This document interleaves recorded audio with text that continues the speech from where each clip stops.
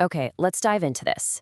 Have you ever finished a perfectly good meal with a nice piece of fruit, only to have someone tell you you're doing it all wrong? Or maybe you've heard that old rule: you have to eat fruit on an empty stomach. It's a surprisingly heated debate, and honestly, the advice is all over the place. So let's finally get to the bottom of it. So, what's the real story here? Is fruit meant to be a dessert, an appetizer, something totally different? The answer is so interesting because it basically pits centuries of traditional wisdom against what modern science tells us is actually going on inside our bodies. Let's break it all down. First up, let's look at the ancient health systems.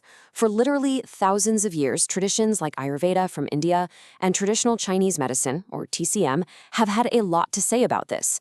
And one of their central rules is a big warning: don't eat fruit right after a meal.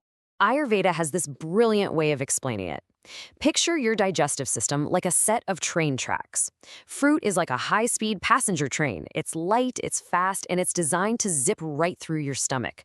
But your main meal, with proteins and grains, that's a slow-moving freight train. Now, if you eat the fruit after the meal, that fast train gets stuck behind the slow one, and you end up with a huge digestive traffic jam.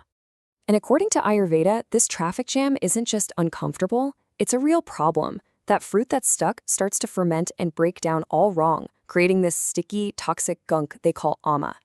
In their system of medicine, ama is a huge deal. It's seen as the starting point for all kinds of health issues, from simple bloating all the way to chronic inflammation.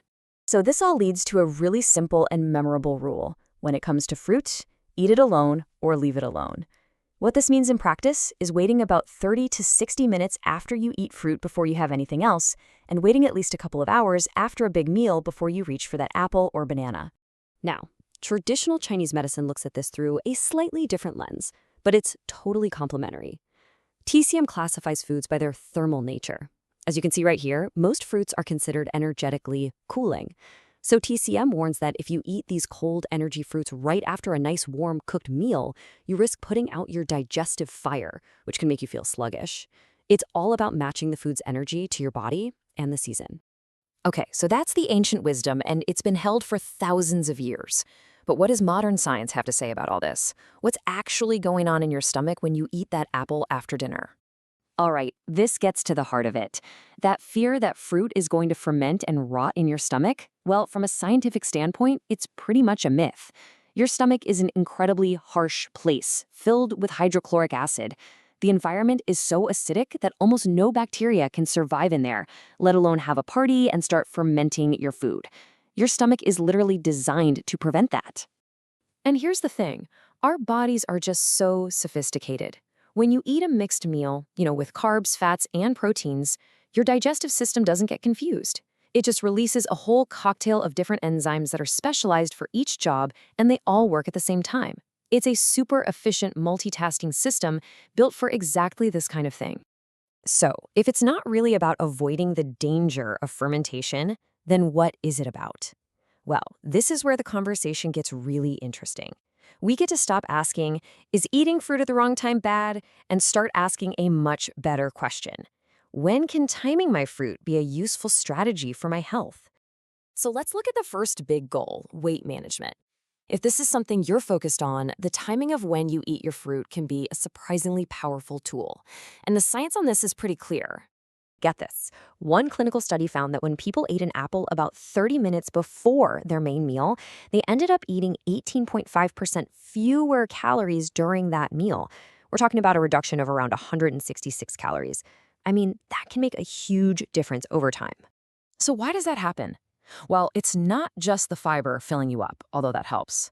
When you eat fruit before a meal, it triggers the early release of this really powerful gut hormone called GLP-1. This hormone basically sends a message straight to your brain that says, hey, we're getting full down here. So by the time you actually start your main course, your brain is already telling you to take it easy. But what if your goal has nothing to do with weight loss? What if you're trying to manage your blood sugar? Well, for anyone with diabetes or insulin resistance, the strategy completely flips on its head. See, for anyone in this situation, eating fruit by itself on an empty stomach can cause all that sugar to hit the bloodstream really fast, which can cause a sharp spike. But, and this is so important, when you eat that exact same piece of fruit with or after a meal that has protein and fat, those other foods act like a buffer. They slow everything down, leading to a much more gradual, stable rise in blood sugar. It's a total game changer. Okay, so we have these two ideas that seem to be complete opposites, right? Eat fruit before a meal for weight loss, but eat it with a meal for blood sugar control. So what does that mean for you?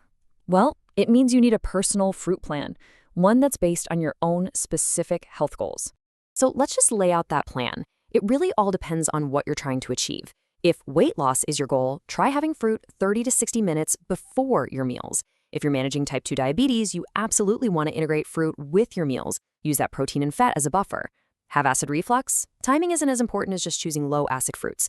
And you know what? If you're generally healthy, your body's a rock star. You can be flexible and eat fruit whenever it works best for you. And it's also really important to remember that for some people, it's less about when you eat the fruit and more about what fruit you're eating. For GERD, it's about staying away from acidic stuff like oranges or pineapple that can cause irritation. And for something like IBS, the problem is often these things called FODMAPs, which you find in apples or watermelon, so the key there is just not to overdo it. So the best time to eat fruit? Turns out there's no single universal answer. It really comes down to your personal situation and your goals. The real takeaway here is that we can actually use the timing of our food as a tool to help support our health. So the question I'll leave you with is this. When it comes to fruit, are you just eating or are you strategizing?